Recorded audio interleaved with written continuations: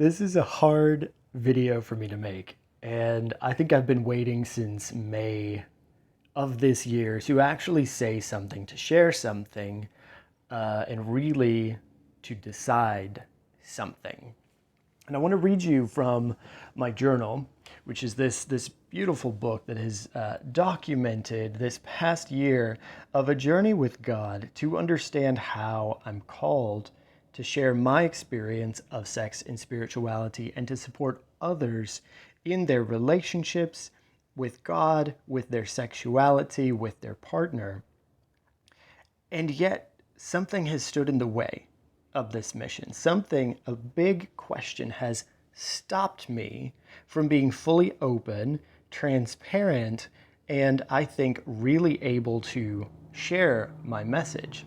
And it's, I suppose, made a few people uncomfortable because I've tried to take this balance point between liberal and conservative Christianity, where I recognize that if you're a traditional Christian, you firmly believe that sex is created for marriage. And I call this the married equals moral paradigm. And I don't have to challenge that paradigm, as I've said. I can support that because I understand how this can be true for people. On the other side, you have the don't judge me crowd. And I resonate less with this crowd because I'm a very logical, mind-driven person, and I'm used to rules. I think I like to conform a little bit too much, but I don't like to conform to things that are oppressive or things that are wrong. And when it comes to the liberal framework, in contrast with the married equals moral framework, the liberal framework is one of pretty much everything goes. As long as it's not hurting anybody, and as long as we're trying to be kind and loving to each other, it's going to be okay. And I don't really fall into either one of those two paradigms. And I was talking with someone last night and I said, if you're a conservative Christian, you're really uncomfortable because I challenge the assumption that married equals moral. And if you're a liberal Christian, you're uncomfortable because I suggest that there are some ways of experiencing and expressing sexuality that are better than others, and some ways that more accurately reflect the identity of a Christian and the mystery of God than others. And so there's this idea for everything to be equal on one side, and then for only one thing to be allowed on the other side. And I don't really fit either one of those two paradigms. At the same time, I go into either one of these two circles pretending to be one of those people. And it feels disingenuous to me because if I'm not actually open about who I am, how I show up in the world, how I live, I feel like somebody can't trust me completely. And I think I've gotten a few comments like this on Facebook from people who are like, I'm not exactly sure what you're trying to say here, but I think you're this, and they're trying to put me into a box. And that's why I wanted to make this video, because if I were to fit into a box, it would be the in-between box on every scale of sexuality. It would be bisexuality. It would be non-monogamy. It would be non-binary. It would be, I'm trying to think of all of these things, these categories that people put people into. I identify with all of them to some extent. Now, I think there are healthy and unhealthy ways to express all of these, and that's where my teaching is focused. So if you believe that sex should only happen between heterosexual married couples, then I can help you to thrive within that paradigm. I don't have to challenge the fact that this is an assumption that you hold. Now, I don't even have to call it an assumption, to be honest. On the other side of things, if you don't fit into the traditional categories of sexual relationships, I'm not going to simply come in and affirm and be like, everything you're doing is awesome.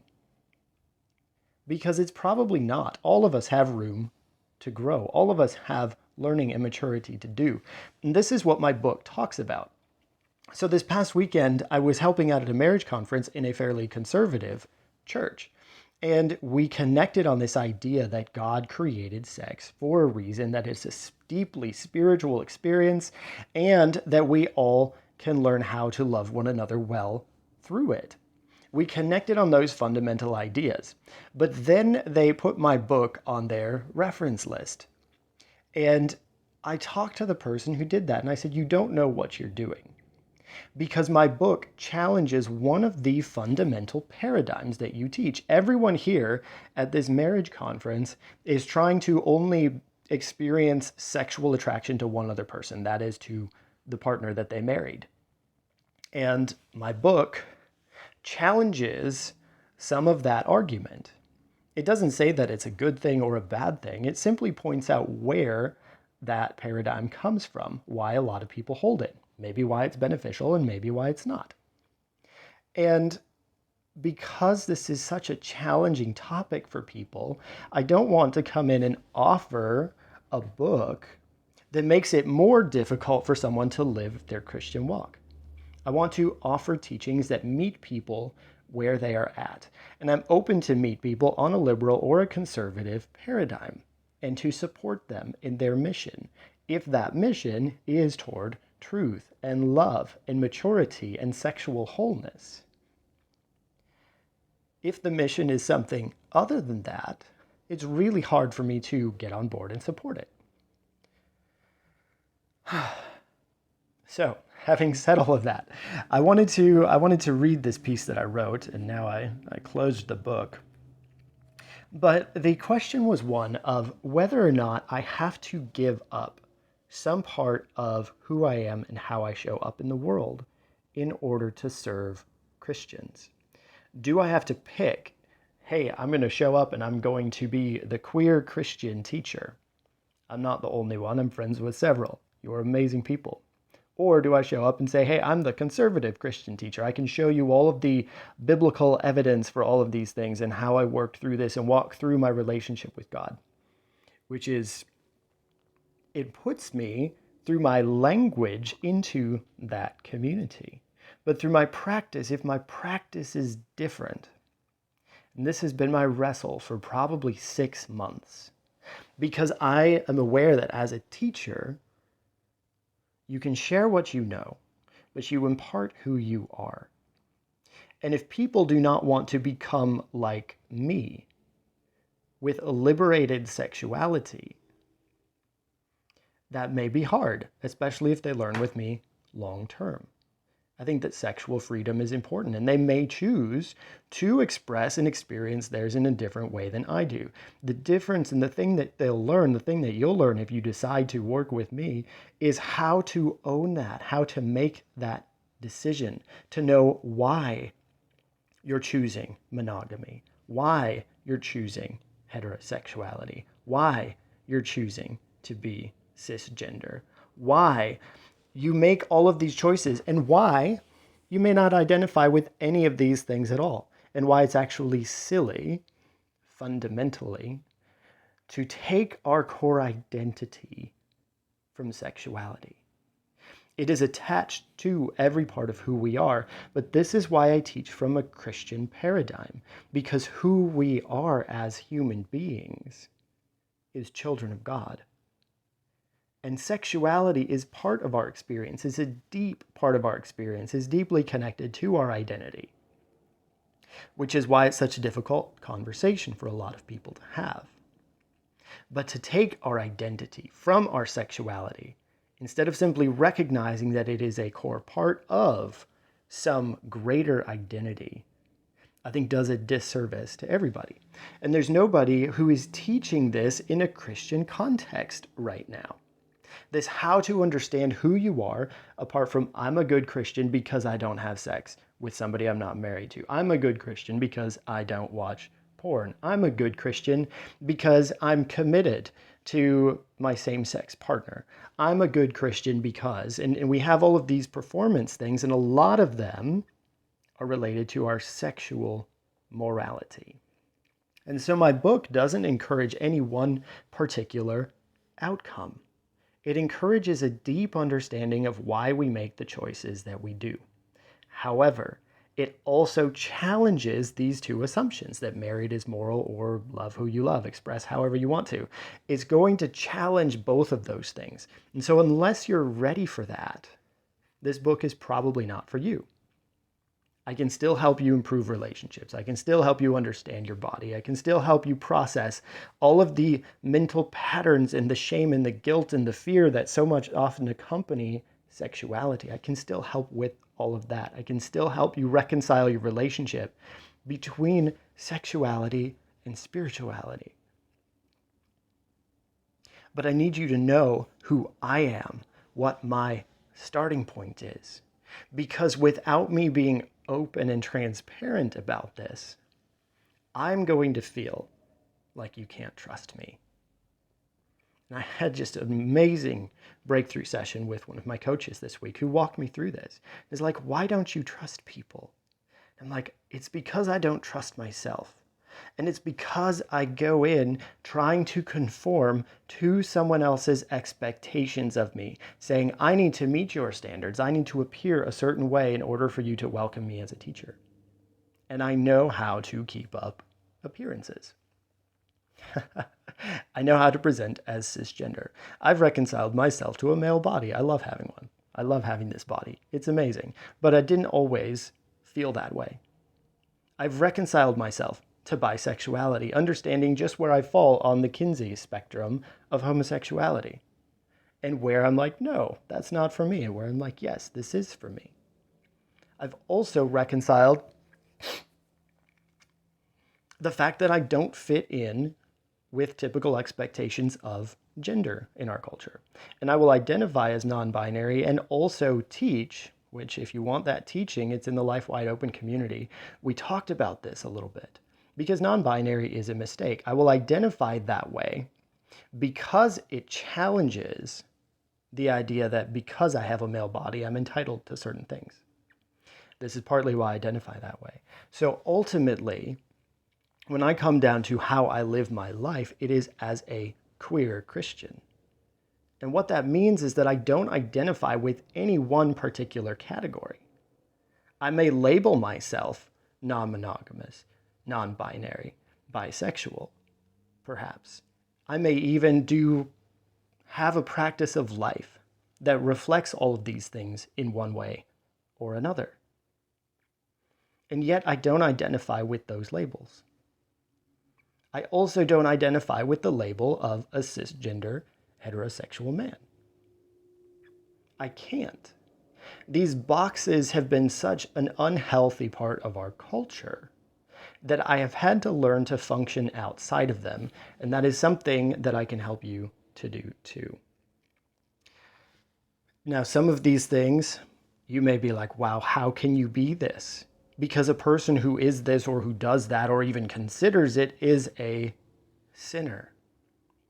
And to understand where I'm coming from, you're going to have to look into my book because that shares the journey that I've been on with God over 10 years. To be able to sit here and to say these things and to share them not as an invitation to sin, but as an invitation to begin to understand our sexuality as something sacred. How to move beyond these categories, how to move beyond turning Paul into the new Moses, how to live as a Christian with a sex positive perspective, how to understand sexual freedom, not as freedom to be governed by the law of natural instinct of the body, as I shared recently on YouTube. How I talk about sexual freedom as the ability to choose, and that if something is part of your walk with God, to say yes, regardless of what someone else is going to think. And if something is not part of your walk with God, to say no, and how to do that even when it's hard. Because we do deal with the law of instinct and we deal with the law of Moses. And how these two things show up are oftentimes when somebody says, I'm queer, you almost assume they just do whatever the heck they feel like sexually. And I think this is probably true for some people who conceptualize freedom as my body wants this, therefore I do this. But what my book is a call to intentionality. To understand that just because my stomach craves sugar doesn't mean that it's healthy for me, though I do probably eat too much sugar. to understand that an addiction to coffee is letting some physical aspect of your life experience dominate you. I teach freedom from all of these desires of the body, freedom from all of the expectations of culture and society, whether it's church or whether it's society more broadly. I teach freedom from the fear that so many people have toward God. That if I mess up in this way, whatever way that may be for you, I can't be in relationship with God anymore. I have to hide my sexuality because this is a bad part of who I am, or something God can't handle. It's like, look away, Jesus. To the point where you recognize that your relationship with God is actually the key to the kind of sexual experience you've always been looking for. And how that works. Whether you're in a married partnership, whether you're not, whether you meet cultural expectations, whether you don't, there is this call, this passion in my heart for you to be able to connect your sexuality to your spirituality, to experience yourself as a human being who has a physical body, to honor that body, to respond to its desires, as 1 Thessalonians talks about, with holiness and with honor, rather than being a slave to appetites and instinct. But what I wanted to share right now is just what I'm doing, why I'm here, why I've had to share this, why I haven't felt able to share it. Because I realize that for some of you, when I put myself outside of a category or inside of a category, it's going to be hard for us to talk together. Not because I'm unable to understand you, but because our culture has said it's not okay to understand me, for whatever reason that is. And I want you to know that I value our relationship. I value our connection. If there is any way that I can serve you, I am here for it. This is what I'm called to. And what I realized this week that really caused me to make this video was that if I want to help you be totally free, I have to also be totally free. And it's not easy, I can promise you that. But it is worthwhile. And I hope if you've made it this far in the video, you've gotten something that encourages you that it is possible to find an integration of your sexuality with every part of life in a way that leads to wholeness and joy and connection and peace and relationships, where your experience of sex is one that reflects the fruit of the Spirit. I'm speaking to those of you who know Galatians chapter 5.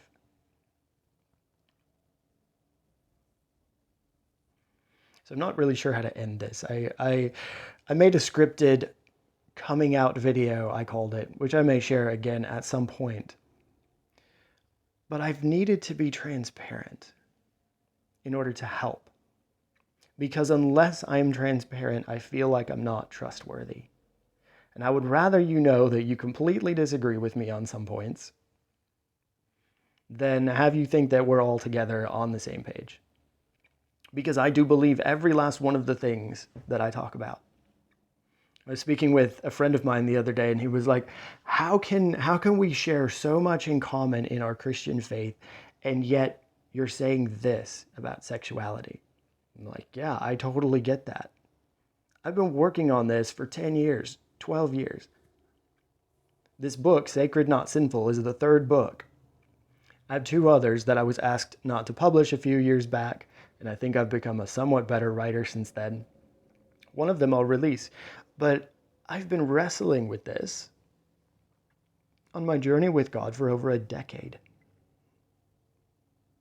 That's how it can be different, is because I've been okay to ask the questions, to look at the Bible without an assumption about what it says.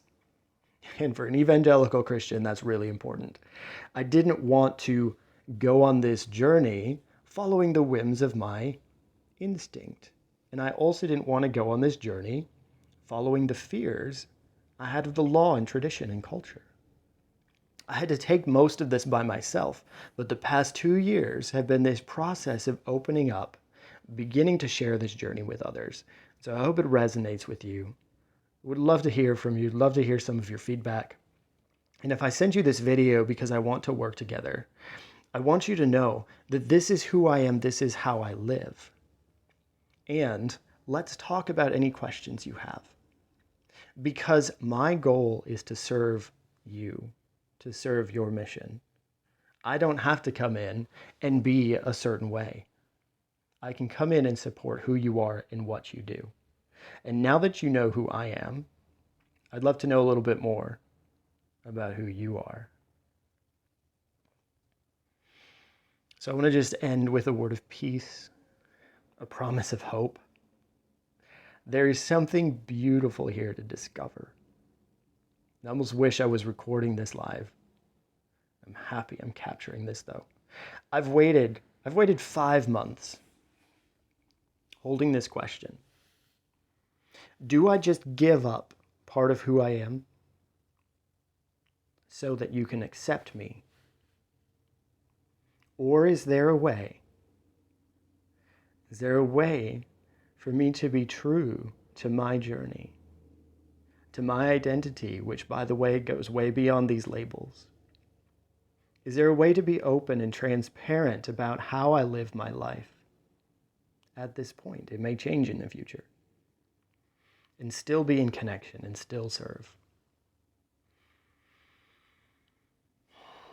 And so if that kind of freedom, if that kind of honesty, if that kind of truth and love is something that you want to bring into your community, that's what I'm offering. I'm not offering for people to become like me in all the various ways I've decided to express and experience myself. I'm asking for the chance to help you, to help your community become like me in the experience of freedom, in the experience of intimacy, in the experience of wholeness, in the experience of integrity, all of these things. And they may look different in your community than they look in my life. And that's okay, that's beautiful. We've all been created for a diversity of expression.